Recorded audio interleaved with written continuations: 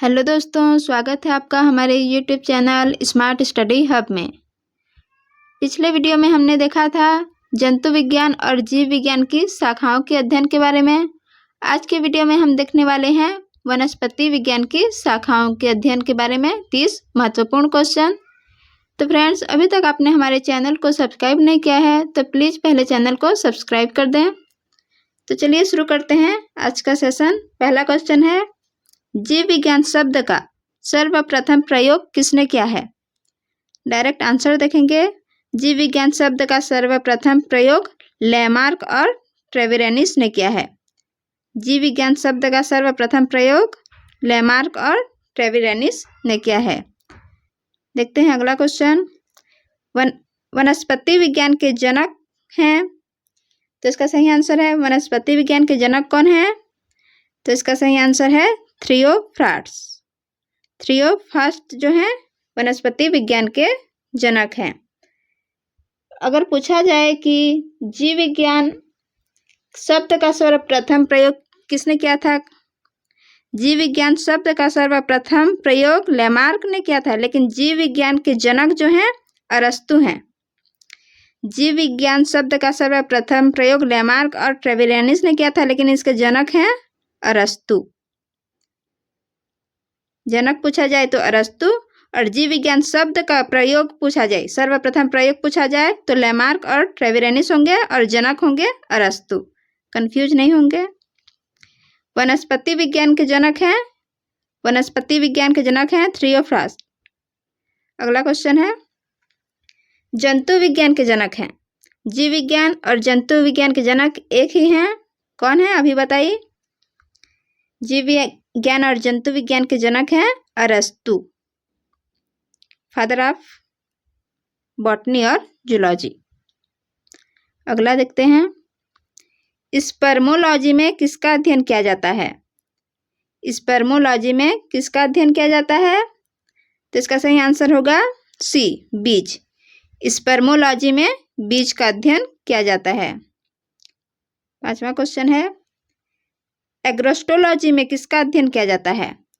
Agrostology में किसका अध्ययन किया जाता है? तो इसका सही आंसर होगा घास का। एग्रो से एग्री याद कर लेना, और खेती करते हैं एग्रीकल्चर में घास का यूज होता है, तो एग्रोस्टोलॉजी में घास का अध्ययन किया जाता है, ऐसे रिलेट करके याद कर लेना। चिकित्सा शास्त्र का जनक किसे कहा जाता है? चिकित्सा शास्त्र का जनक किसे कहा जाता है? तो इसका सही आंसर होगा हिप्पोक्रेट्स। चिकित्सा शास्त्र का जनक हिप्पोक्रेट्स को कहा जाता है। अगला क्वेश्चन है, कवक शास्त्र में किसका अध्ययन किया जाता है? कवक शास्त्र में किसका अध्ययन किया जाता है? तो इसका सही आंसर होगा ऑप्शन सी, फफूंद। कवक शास्त्र में फफूंद का अध्ययन किया जाता है। आठवां है, बॉटनी शब्द की उत्पत्ति किस भाषा से हुई है? बॉटनी शब्द की उत्पत्ति किस भाषा से हुई है? तो इसका सही आंसर होगा बी, ग्रीक भाषा। बॉटनी शब्द की उत्पत्ति ग्रीक भाषा से हुई है। नवा क्वेश्चन है, फसलों की खेती को क्या कहते हैं? इसमें अध्ययन छूट गया है। फसलों की खेती के अध्ययन को क्या कहते हैं? फसलों की खेती के अध्ययन को एग्रोनॉमी कहते हैं। ऑप्शन ए सही आंसर होगा। फसलों की खेती के अध्ययन को एग्रोनॉमी कहते हैं। 10वां क्वेश्चन है, हिस्टोरिया प्लांटेरम पुस्तक के लेखक कौन है? हिस्टोरिया प्लांटेरम पुस्तक के लेखक कौन है? तो इसका सही आंसर है ऑप्शन बी, थियोफ्रास्ट। हिस्टोरिया प्लांटेरम नामक पुस्तक के लेखक हैं थियोफ्रास्ट। अगला क्वेश्चन है, 11वां प्रश्न है, हिस्टोरिया एनिमलियम पुस्तक के लेखक कौन है? हिस्टोरिया एनिमलियम पुस्तक के लेखक हैं अरस्तु। ऑप्शन ए सही होगा, अरस्तु। अगला क्वेश्चन है, चिकित्सा शास्त्र के विद्यार्थियों को किसकी शपथ दिलाई जाती है? चिकित्सा शास्त्र के विद्यार्थियों को किसकी शपथ दिलाई जाती है? तो इसका सही आंसर होगा हिपोक्रेट्स। और चिकित्सा शास्त्र के जनक भी हैं हिपोक्रेट्स। अगला है, फाइकोलॉजी में किसका अध्ययन किया जाता है? तो इसका सही आंसर होगा शैवाल में। अगर पूछा जाए कि माइकोलॉजी में किसका अध्ययन किया जाए तो कवक होगा। फाइकोलॉजी शैवाल, माइकोलॉजी कवक। अगला है, पर्यावरण का अध्ययन किसके अंतर्गत आता है? सरल है। इस पर्यावरण का अध्ययन किसके अंतर्गत आता है? तो ये होगा डी, पारिस्थितिकी अंतर्गत। पारिस्थितिकी के अंतर्गत पर्यावरण का अध्ययन आता है। अगला क्वेश्चन है, फूलों का अध्ययन क्या कहलाता है? फूलों का अध्ययन क्या कहलाता है? तो इसका आंसर है फ्लोरिकल्चर। फूलों का अध्ययन फ्लोरिकल्चर कहलाता है। आगे आइए, कवक के अध्ययन को क्या कहते हैं? अभी बताई थी, कवक के अध्ययन को माइकोलॉजी कहते हैं। कवक के अध्ययन को माइकोलॉजी कहते हैं और शैवाल के अध्ययन को फाइकोलॉजी। अगला है, वनस्पति संवर्धन से संबंधित शाखा को क्या कहते हैं? वनस्पति संवर्धन से संबंधित शाखा को क्या कहते हैं? तो इसे कहते हैं हार्टिकल्चर। इसे हार्टिकल्चर कहते हैं। अगला है, सिल्वीकल्चर में किसका अध्ययन किया जाता है? सिल्वीकल्चर में किसका अध्ययन किया जाता है?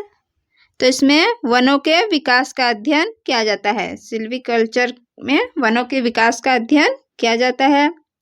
और पुष्पों का अध्ययन क्या कहलाता है? पुष्पों का अध्ययन एंथोलॉजी कहलाता है और पुष्पों के अध्ययन को फ्लोरिकल्चर भी कहते हैं। दोनों एक ही है, देख सकते हैं आप। फूलों के अध्ययन को एंथोलॉजी भी कहते हैं और फ्लोरिकल्चर भी कहते हैं, दोनों एक ही हैं।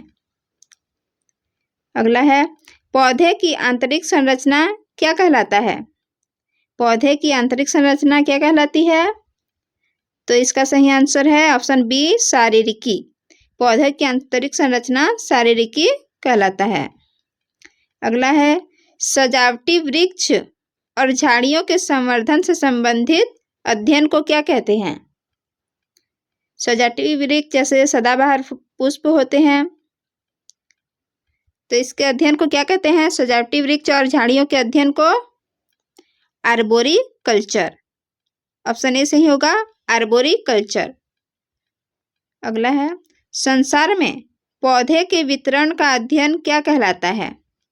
संसार में पौधे के वितरण का अध्ययन क्या कहलाता है? तो इसका ऑप्शन ए सही होगा, फाइटोजियोग्राफी। पौधे के वितरण के अध्ययन को फाइटोजियोग्राफी कहते हैं। पराग कणों का अध्ययन क्या कहलाता है? पराग कणों का अध्ययन क्या कहलाता है? तो इसे पेलिनोलॉजी कहते हैं। पराग कणों के अध्ययन को पेलिनोलॉजी कहते हैं। ऑप्शन बी सही होगा। अगला है, साग सब्जी उत्पन्न करने वाले पौधों के अध्ययन को क्या कहते हैं? साग सब्जी उत्पन्न करने वाले पौधों के अध्ययन को क्या कहते हैं? तो इसे कहते हैं ओलेरीकल्चर। ओलेरीकल्चर कहते हैं। साग सब्जी उत्पन्न करने वाले पौधे के अध्ययन को ओलेरीकल्चर कहते हैं। 25वां है, वार्षिक वलयों का अध्ययन क्या कहलाता है? एनुअल रिंग का अध्ययन क्या कहलाता है? तो इसका सही आंसर होगा डेंड्रोकोनोलॉजी। डेंड्रोकोनोलॉजी। अगला है, फीडोलॉजी में किसका अध्ययन किया जाता है? फीडोलॉजी में किसका अध्ययन किया जाता है? तो इसमें भूमि का अध्ययन किया जाता है। फीडोलॉजी में भूमि का अध्ययन किया जाता है। ऑप्शन सी सही आंसर होगा। अगला है, पौधे को नाम देने वाला विज्ञान क्या कहलाता है? पौधे को नाम देने वाला विज्ञान क्या कहलाता है? तो ये कहलाता है वर्गीकी। वर्गीकी का सर्वप्रथम प्रयोग किसने किया था? पूछा जाए कि वर्गीकी का सर्वप्रथम प्रयोग किसने किया था? तो आंसर होगा अरस्तु। वर्गीकी का सर्वप्रथम प्रयोग अरस्तु ने किया था। यदि पूछा जाए कि वर्गीकी के जनक कौन है? तो इसका आंसर होगा कैरोलस लिनियस। वर्गीकी का सर्वप्रथम प्रयोग अरस्तु ने किया था और वर्गीकी के आधुनिक वर्गीकी के जनक पूछा जाए तो कैरोलस लिनियस। और पौधों को नाम देने वाला विज्ञान के क्या कहलाता है? वर्गीकी कहलाता है। देखते हैं अगला क्वेश्चन, फलों का अध्ययन क्या कहलाता है? फलों का अध्ययन क्या कहलाता है? तो इसका सही आंसर है ऑप्शन ए, पोमोलॉजी। फलों का अध्ययन पोमोलॉजी कहलाता है। अगला है 29वां, औषधियों का अध्ययन क्या कहलाता है? औषधियों का अध्ययन क्या कहलाता है? फार्माकोलॉजी या औषधि शास्त्र? तो इसका सही आंसर होगा ऑप्शन सी, उपयुक्त दोनों। ये एक इंग्लिश नाम है और एक हिंदी नाम है, दोनों एक ही हैं। औषधि का विज्ञान फार्माकोलॉजी या औषधि शास्त्र कहलाता है। अगला है, पेड़ों का अध्ययन क्या कहलाता है? तो इसका सही आंसर है ए, डेंड्रोलॉजी। और ये डेंड्रोकोनोलॉजी और डेंड्रोलॉजी में कंफ्यूज नहीं होंगे, ये एनुअल रिंग वार्षिक वलयों का अध्ययन, उसको डेंड्रोकोनोलॉजी कहते हैं और पेड़ों के अध्ययन को डेंड्रोलॉजी कहते हैं। तो आज का सेशन यही समाप्त करते हैं। अगर अभी तक आपने हमारे चैनल को सब्सक्राइब नहीं किया है तो प्लीज़ पहले चैनल को सब्सक्राइब करके वीडियो को लाइक कर दें। Thank you.